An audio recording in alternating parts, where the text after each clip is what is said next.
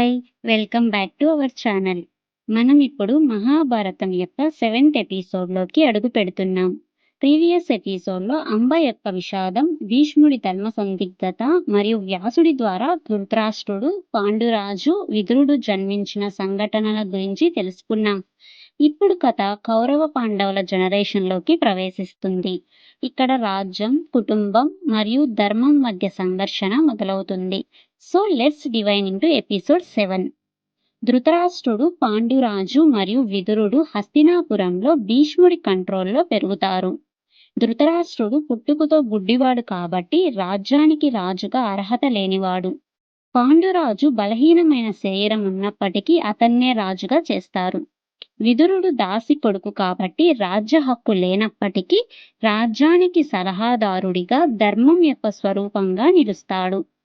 ఈ ముగ్గురిలో ధృతరాష్ట్రుడు మొదటి నుంచి చాలా ఇన్సెక్యూర్గా ఫీల్ అవుతూ ఉంటాడు. ఎందుకంటే అతను గుడ్డివాడు కాబట్టి అందరూ అతని పట్ల జాలితో మాట్లాడుతారు అని భావిస్తాడు.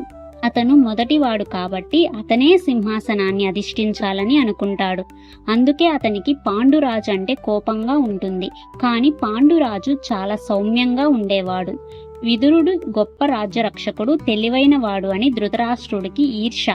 అతను ఒక దాసీపుత్రుడు అని చులకనగా చూస్తాడు. అయినా అవేమి పట్టించుకోడు విదురుడు. ఈ ముగ్గురికి వివాహం చేయాలని భీష్ముడు, సత్యవతీదేవి మాట్లాడుకుంటారు. ముందుగా ధృతరాష్ట్రుడు పెద్దవాడు కాబట్టి ధృతరాష్ట్రుడికి వివాహం జరిపించాలని భీష్ముడు భావించిన తరువాత గాంధార రాజ్యానికి వెళ్తాడు. అక్కడ గాంధార రాజు అయిన సుబలుడితో పెళ్లి గురించి మాట్లాడతాడు. గాంధార రాజు చాలా సంతోషంతో, నా కూతురు చాలా అదృష్టవంతురాలు, కురురాజ్య వారసుడైన పాండురాజుకు భార్యగా వెళ్తుంది అని అంటాడు. అప్పుడు వెంటనే భీష్ముడు, పెద్దవాడు ధృతరాష్ట్రుడు, పాండురాజు కాదు. ముందు ధృతరాష్ట్రుడికి పెళ్లి చేయాలి, ఆ తర్వాతే పాండురాజుకు అంటాడు. మీ కుమార్తె గాంధారినిచ్చి ధృతరాష్ట్రుడికి వివాహం జరిపించాలి సుబల మహారాజా అంటాడు. దానికి గాంధార రాజు షాక్ అవుతాడు. ఎందుకంటే ధృతరాష్ట్రుడు గుడ్డివాడు. కానీ భీష్ముడు ధృతరాష్ట్రుడి గురించి చాలా గొప్పగా చెప్తాడు. చివరకు గాంధార రాజు పెళ్లికి ఒప్పుకుంటాడు. ఆ విధంగా ధృతరాష్ట్రుడు గాంధారి వివాహం జరుగుతుంది. గాంధారి చాలా మంచి గాంధార రాజ్యపు రాజకుమారి అయినా కూడా తన భర్త పట్ల చాలా ప్రేమతో ఉంటుంది. తన భర్త గుడ్డివాడని తెలిసినా కూడా అతనితో ఐక్యత చూపించడానికి తన కళ్ళకు గంతలు కట్టుకుంటుంది. జీవితాంతం చూపును వదులుకుంటుంది. ఈ త్యాగం గాంధారి యొక్క గొప్పతనాన్ని చూపిస్తుంది. కానీ తరువాత ఆమె జీవితంలో ఎన్నో విషాదాలకు కారణం అవుతుంది. తరువాత పాండురాజుకు కూడా వివాహం చెయ్యాలని భీష్ముడు మరియు సత్యవతీదేవి నిర్ణయించుకుంటారు. అదే సమయంలో కుంతీ రాజ్యంలో కుంతీదేవికి స్వయంవరం ఏర్పాటు చేస్తున్నారు అని హస్తినాపురానికి ఆహ్వానం అందుతుంది. ఆ స్వయంవరానికి పాండురాజును పంపాలని భీష్ముడు నిర్ణయించుకుంటాడు. కానీ సత్యవతీదేవికి ఇష్టం ఉండదు. ఎందుకంటే కుంతీదేవి శూరసేన వంశానికి చెందిన మహిళ. క్షత్రియ రాజులకు శూరసేన వంశానికి చెందిన మహిళ ఎలా భార్యగా ఉంటుంది అని భావిస్తుంది. కానీ భీష్ముడు కుంతీదేవి గురించి సత్యవతీదేవికి వివరిస్తాడు. కుంతీదేవి చాలా బహుముఖ ప్రజ్ఞాశాలి. తన చిన్నతనంలోనే దుర్వాస మహర్షిని ప్రసన్నం చేసుకొని వరాన్ని పొందింది. అంతటి సహనశీలి ఏ వంశంలో పుడితే ఏమవుతుంది, మన భరత వంశానికి చాలా చక్కగా సరిపోతుంది అంటాడు. అసలు కుంతి విషయానికి వస్తే కుంతి అసలు పేరు ప్రీత. ఆమె శూరసేన వంశానికి చెందినదే. కానీ ఆమెను శూరసేన రాజు తన స్నేహితుడైన కుంతి భోజకుడుకు దత్తతగా ఇచ్చాడు. అందుకే ఆమెను కుంతి అని పిలిచేవారు. యాదవ వంశంలో శూరసేనులు కూడా ఒక భాగం. ఎందుకంటే యాదవుల నుంచి వచ్చిన కులాలు శూరసేనులు, వృష్టులు, అదకులుగా విభజించబడ్డాయి. అంటే కుంతీదేవి కూడా యాదవ వంశానికి చెందిన మహిళ. కుంతీదేవితో ప్రారంభమించి యాదవ వంశం మరియు క్షత్రియ వర్గం మధ్య సంబంధం చాలా గాఢంగా కనిపిస్తుంది. అసలు ఈ యాదవులు కూడా క్షత్రియ వర్గం నుంచే ఏర్పడిన వాళ్ళు. శ్రీకృష్ణుడు కూడా యాదవ వంశానికి చెందిన వాడు. ఇదిలా ఉండగా భీష్ముడు పాండురాజును కుంతీ రాజ్యానికి బయలుదేరి వెళ్ళమంటాడు. భీష్ముడు ఆజ్ఞ మేరకు పాండురాజు కుంతీ రాజ్యానికి వెళ్తాడు. అక్కడ కుంతీదేవి ఆ స్వయంవరంలో ఉన్న రాజులందరికీ ఒక ప్రశ్న వేస్తుంది.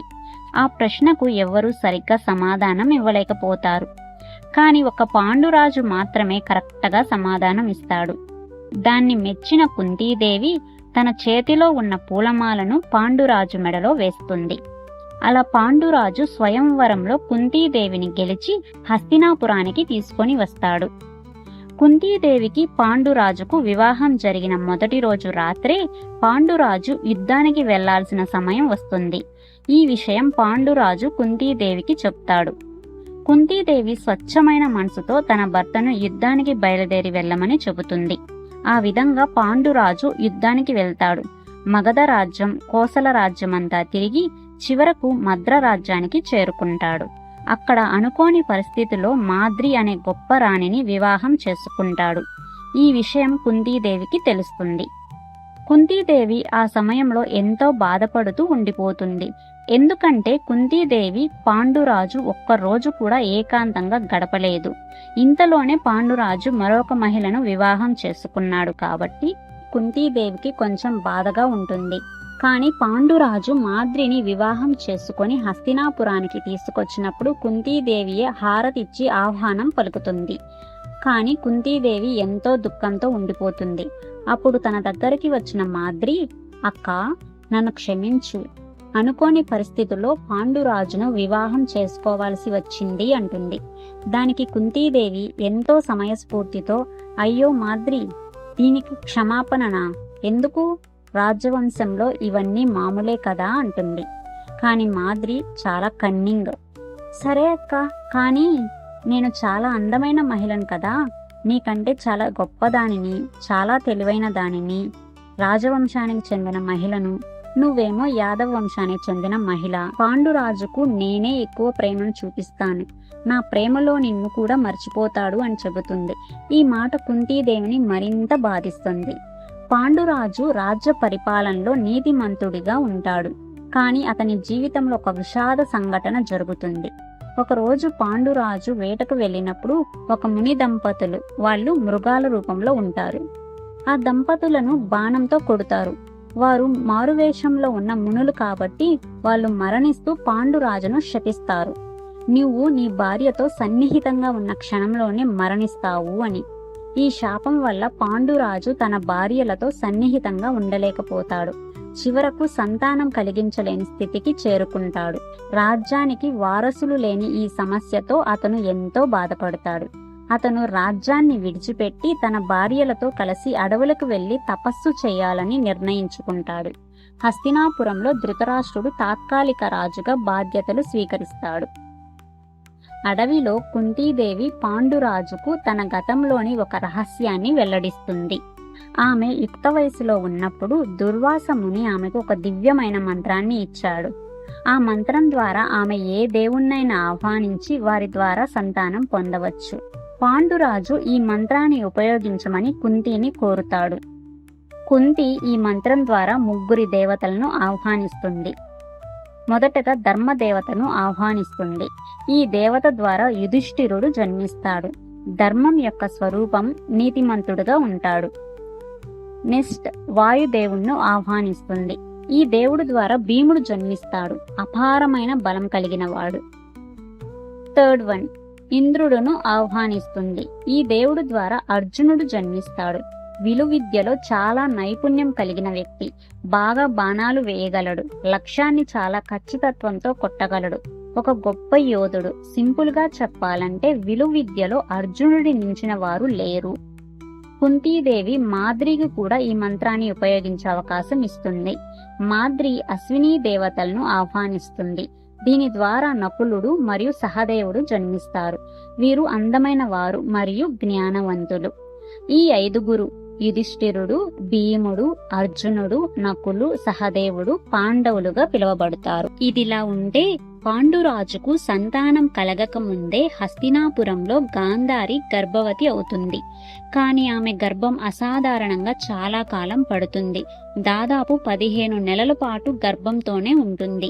ఈ లోపే పాండురాజుకు బిడ్డ జన్మించాడు అన్న వార్త విన్న ధృతరాష్ట్రుడు అసూయ చెంది గాంధారి వద్దకు వచ్చి, "నువ్వు 100 మంది సంతానానికి తల్లి అవుతావని పెళ్లికి ముందు చెప్పావు కదా, అదంతా అబద్ధమేనా? ఇప్పటి వరకు ఎందుకు నువ్వు ప్రసవించలేదు" అని ప్రశ్నిస్తాడు. ఆమెను చూసి చాలా అవమానకరంగా మాట్లాడతాడు ధృతరాష్ట్రుడు. కానీ గాంధారి, నేనేమి చెయ్యను రాజా, అంతా శివుని లీల. నేను మహాశివునికి ప్రార్థన చేస్తాను. అది తప్ప నేను చేసేది ఏమీ లేదు అంటుంది. ధృతరాష్ట్రుడు మాత్రం కోపంతో, ఈర్ష్యతో ఉండిపోతాడు. ఒకరోజు ధృతరాష్ట్రుడు గాంధారి వద్దకు వచ్చి, నువ్వు ఎందుకు ఇంకా ప్రసవించలేదు? నాకు నీ మీద నమ్మకం పోతుంది. ఇదిలానే ఉంటే నేను మరో స్త్రీతో బిడ్డను పొందాలనుకుంటున్నాను అని చెప్పి వెళ్ళిపోతాడు. ఆ మాటకు గాంధారి మనసు ఎంతో నొచ్చుకుంటుంది. మహాశివుడికి ప్రత్యేక పూజలు చేయాలని భావించి పూజకు కావాల్సిన సామాగ్రినంతా ఏర్పాటు చేసుకొని శివుని దీక్షలో ఉండిపోతుంది గాంధారి. అలా గాంధారి శివుని దీక్షలో ఉండగా ఒకరోజు రాజు భటులు ఆమె దగ్గరకు వచ్చి, మహారాణి, మీ దాసిని అలంకరించుకొని తన ఏకాంత గదికి రమ్మంటున్నాడు ధృతరాష్ట్ర మహారాజు అని చెబుతాడు. దీంతో గాంధారి గుండె పగిలిపోతుంది. తన భర్త సంతోషం కోసం తన దాసిని అలంకరించుకొని వెళ్ళమని ఆదేశం ఇస్తుంది. ధృతరాష్ట్రుడు అలా చేయటం వల్ల ఆమె బాధతో తన కడుపును ఒత్తుకుంటుంది. అప్పుడు ఒక మాంసపు ముద్ద ప్రసవిస్తుంది. దాన్ని చూసి ధృతరాష్ట్రుడు మరింత కోపంతో రెచ్చిపోతాడు. కాని గాంధారి దుఃఖానికి అవధులుండవు. ఈ సమయంలో వ్యాసుడు ఆమెకు సహాయం చేస్తాడు. అతను ఆ మాంసపు గట్టను 100 భాగాలుగా విభజించి మట్టి కుండలలో ఉంచి ఒక దివ్య ప్రక్రియ ద్వారా 100 మంది కుమారులను సృష్టిస్తారు. వీరే కౌరవులు. ధృతరాష్ట్రుడి కుమారులు. వీరిలో పెద్దవాడు దుర్యోధనుడు, రెండవవాడు దుశ్శాసనుడు. అదే సమయంలో గాంధారికి ఒక కుమార్తె కూడా జన్మిస్తుంది. ఆమె పేరు దుశ్శల. కౌరవులు హస్తినాపురంలో రాజసౌఖ్యంలో పెరుగుతారు. కానీ దుర్యోధనుడు చిన్నతనం నుండి అహంకారం మరియు ఈర్ష్యతో నిండినవాడుగా మారుతాడు. అయితే గాంధారికి గర్భం ఆలస్యం అవటంతో ధృతరాష్ట్రుడు గాంధారి యొక్క సేవకురాలితో సంబంధం కలిగి ఉంటాడు అనే విషయం మనం ఇంతకుముందు తెలుసుకున్నాం కదా. అయితే గాంధారి యొక్క దాసికి ధృతరాష్ట్రుడికి ఒక మగపిల్లవాడు జన్మిస్తాడు. అతనే యుయుస్తు. యుయుస్తు కౌరవులకు సంబంధించిన వాడైనా కూడా పాండవుల పక్షాన నిలబడతాడు. పాండవులకు మద్దతుగా యుద్ధం చేసిన ఒక ధర్మాత్ముడు.